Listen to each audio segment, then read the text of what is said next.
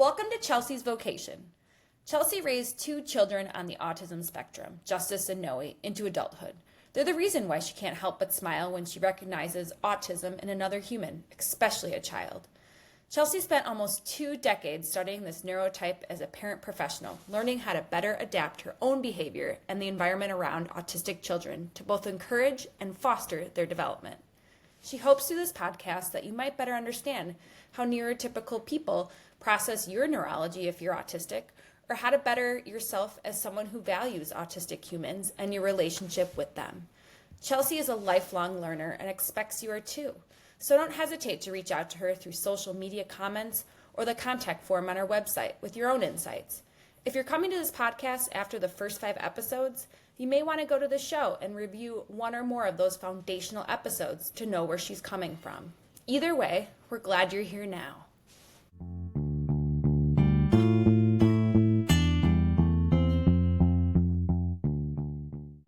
While sociologist Jody Singer coined the term in the 1990s, I can't say I heard about neurodiversity as a concept until a decade ago.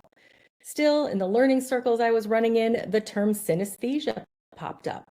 I didn't pay a whole lot of attention to it other than to think about how fascinating brains and senses are, because it didn't affect my family until I learned it did. I was driving my youngest Noe to school as a sophomore, and as a Gen Xer does, I had my radio playing. Noe said with a big smile on their face, "Isn't this song so yellow?"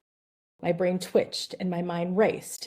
There's no yellow in the song title, no yellow in the lyrics, no yellow in the band name, I thought to myself. Seeing my confusion, Noe followed up with another question. "Don't you see all the yellow in this song?" And then it hit me. So I asked another question of my own. "Noe, do you see music in color?" They looked annoyed. "Of course. Wait, you don't?" And we had the quickest 2-minute conversation about synesthesia, which is a blending of the senses. Certainly not all autistics are synesthetes, but this blending of the senses is more prevalent in the autistic population than the neurotypical. Make sure you look at the episode description for helpful links about autism and synesthesia. Although Noe had been involved in creative arts since age 3, and by high school was in both choir and orchestra at school, plus involved in theater and private voice and instrumental lessons in the community, they didn't think a whole lot about being a synesthete until attending college as a music major and connecting with other creative synesthetes. They had found their people. This is why I was so excited to watch Nicola Rose's Magnetosphere film and welcome her to today's podcast episode. Thanks for joining me, Nicola. Thank you. This film was so fantastic. I had so much fun watching it, mostly because seeing the way you represented synesthesia in film was so eye-opening for me who does not experience that. What is your connection to this subject matter? It's a little bit interesting. I did not become aware that I experienced synesthesia until I was well underway with making this film. I thought this is just a subject that interests me. It doesn't have to do with me. And I was miles into doing all the research that I did ultimately to make the synesthesia neurodiversity depicted and the film feel authentic.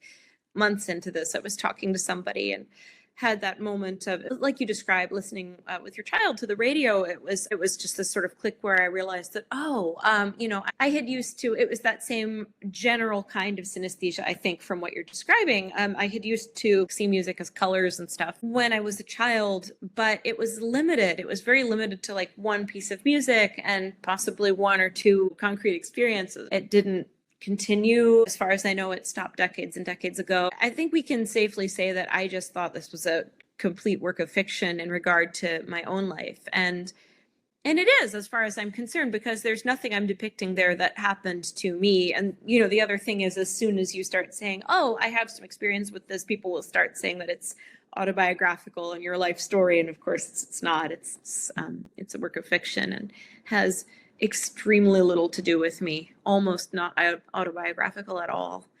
But there was that tiny connection kind of just that I discovered after the fact, not before. How fascinating. I think it's such a neat thing. And as Noe continued to explore their synesthesia and meet other synesthetes, it was clear that there were lots of different kinds of synesthesia, different ways of blending those senses. as Noe realized, oh, two things. Number one, this isn't something that everyone experiences.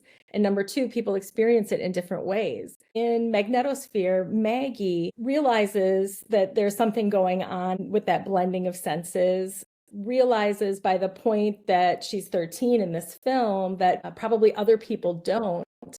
But Maggie experiences it in a way that Noe certainly didn't. Do you want to explain a little bit kind of how Maggie's senses blend? Sure.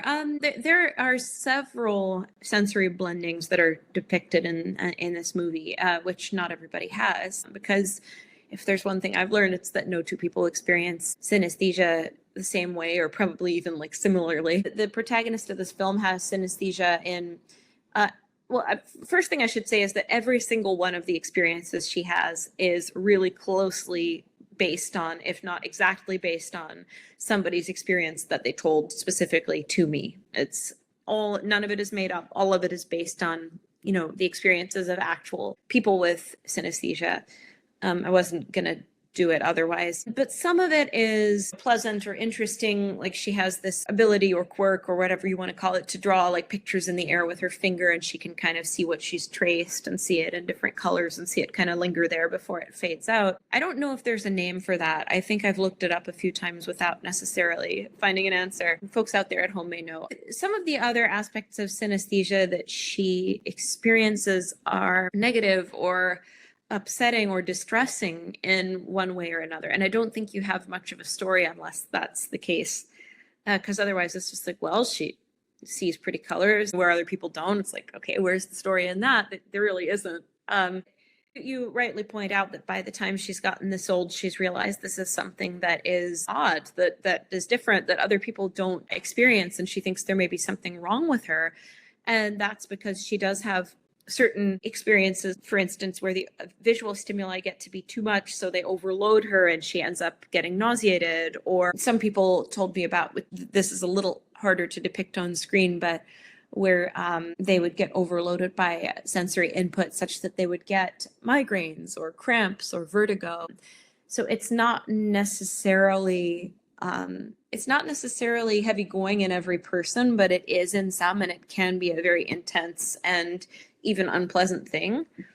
And then in some people, it's not unpleasant at all. It's just like, oh, I hear blue. Okay. It's like, there's not a lot to say about that. It's interesting, but I think in terms of telling a story that has any sort of tension to it at all, there's only tension for this character if what she's experiencing is not necessarily so good, and she doesn't know if she's okay or not. And she's 13, so she doesn't know what anything really means. I was thinking about Maggie and being 13 and things just being difficult in puberty anyway. Right. The feelings that she has about herself and how that combines with her synesthesia is so interesting to me and heartbreaking in a way, right? It is hard to be a 13-year-old girl without anything else going on. So Yeah. the tension in there is so relatable, whether or not you're a synesthete, whether or not you're neurospicy. I really thought that was super relatable. And I'm sure that's how you intended it to be. I did. I thought, it's almost cruel to like throw this neurodivergence that's not always the most pleasant on top of being a teenage girl. It's like, come on, how much trouble do you need to give one person? But ultimately, it's a lot more interesting to throw this into somebody's life at the same time as she's experiencing onset of puberty and onset of adulthood and first love and all these things that are sort of transitional or changeover events. It's a much more interesting time for her to be experiencing synesthesia and be discovering what this is, because she has to figure out what it is for the story to move along. She has to figure out what the synesthesia is and that it's not going to hurt her and that it's not necessarily either good or bad. I think, there's a real push among some in the community for somebody to see their neurodivergence as a good thing, a superpower, a great thing, a wonderful thing. And I don't think that's necessarily appropriate for everybody. I don't think that feels right for everybody. I think for some people, it's just, this is part of my mental landscape. This is who I am. This just happens to be there. It's not necessarily good or bad. It's a really good point. And I think that it was portrayed so well in the film by not just, I think, your protagonist, Maggie, but just in also the other characters who surround her. Even though Maggie doesn't feel comfortable sharing kind of how her brain is perceiving the world with everybody else, it is a coming of age story. And I think she feels more comfortable at the end of the film than she does at the beginning of the film. it also leaves off knowing we're not done growing, we're not done learning, we're not done with self-awareness. And I think that even extended to the other characters in her life. Yeah, I think neurodiversity or not, and it certainly wasn't a commonly used term at the time that this movie is taking place, because it's taking place in the late 90s. And you mentioned that the term was actually coined like much longer ago than I thought it was, but I don't remember it being in common parlance, personally anyway, until like several years ago, a few years ago. I've been doing this for a long time. My kids who are neurodivergent are in their 20s now, and I don't remember it being there before. Being an ally and not being a neurodivergent person myself, I don't know that I would have spent enough time in that smaller community until Temple Grandin came along and started talking about it openly in the 90s. Yeah. It would have come up really at all in my life. You know, until my kids were diagnosed, which was 20 years ago.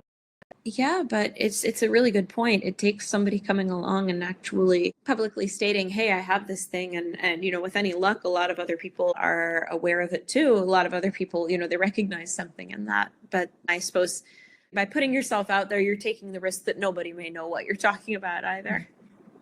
Well, and I think that's what makes the representation that you have in so many different aspects all over this film so important. I really hope it's a film that people who have young people in their lives, I hope that students watch it. I hope that educators watch it. I hope anyone supporting someone in that middle school space sees it, because I think it's really important to see it from a different perspective.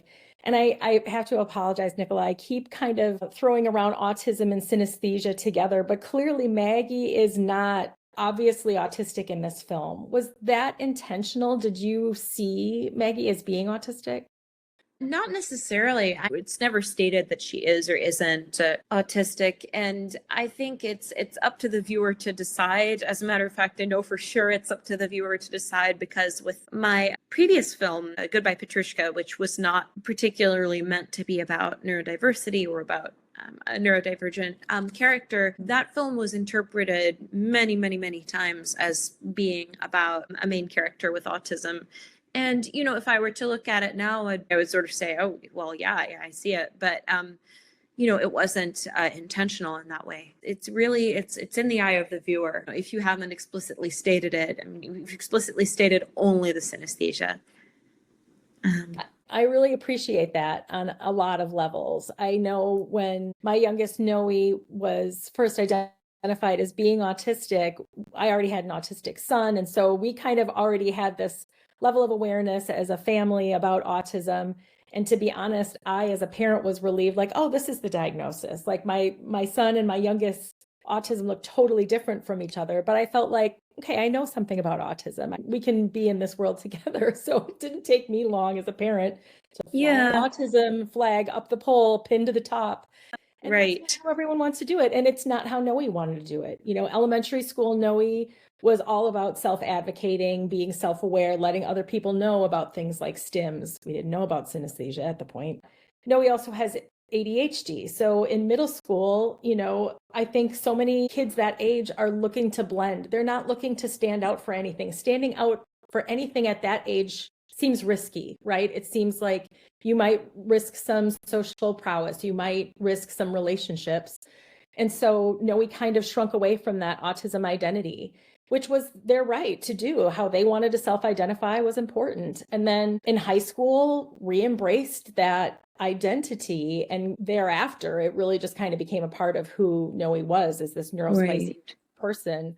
But I think it's somewhat of a privilege to be able to decide whether or not you want to identify like that, right? I think, like you're talking about, maybe there are some people who are more profoundly autistic, and it is obvious that that is a part of the way that they are doing life.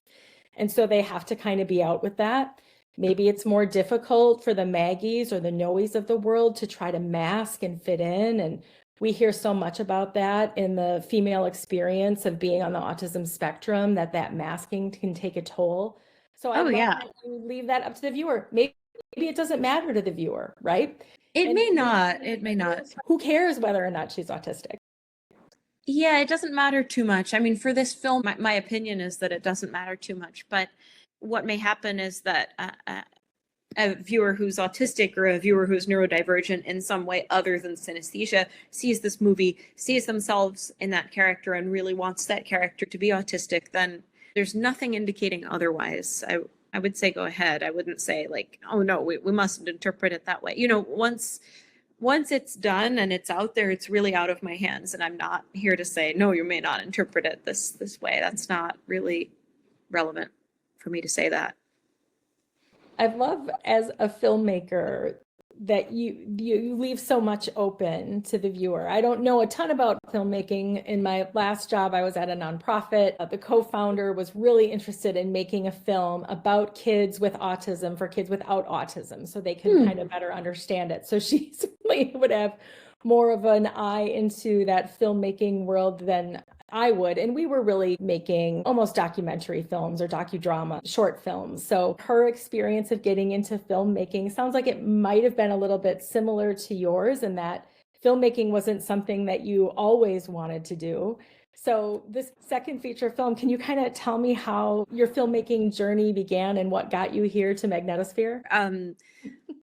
About 10 years ago, I was doing other things professionally. I wasn't necessarily thinking about making movies, but I think I had said to myself, oh, let's give movie making a shot. At that point, 2014, 2015, a lot of people were making web series, reels and short videos of the sort that you see everywhere today. They weren't so much a thing at that time, not just yet, anyway.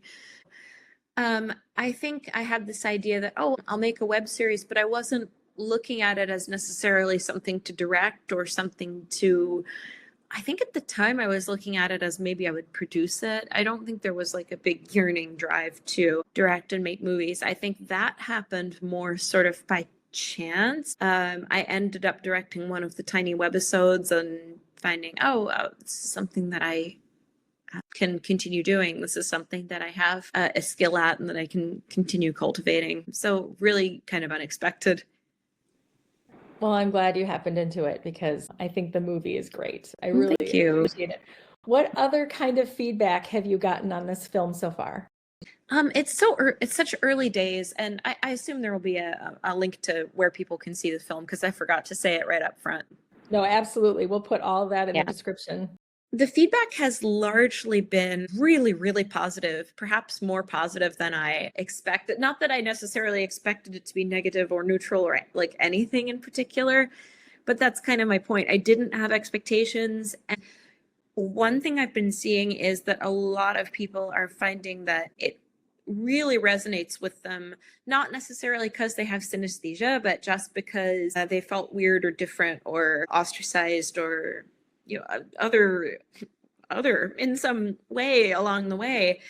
And I've been gratified to see that because you never know, once you've released something out into the world, it's done, you've abandoned it, and you're not going to like change it again. I didn't know whether it would be something that people identified with or whether I would be looking at something that people are like, what is this? It really could have gone either way. I've certainly seen it go different ways with different projects. Some things connect the way this one seems to, and some things not so much. So I don't want to say it's luck of the draw because it does depend what kind of work you've done, but you don't get to dictate or choose kind of how people connect to it. So that's been definitely gratifying to see people see themselves in it. This is a great film. I hope more people see it. Tell folks how they can get in touch and be able to see this film.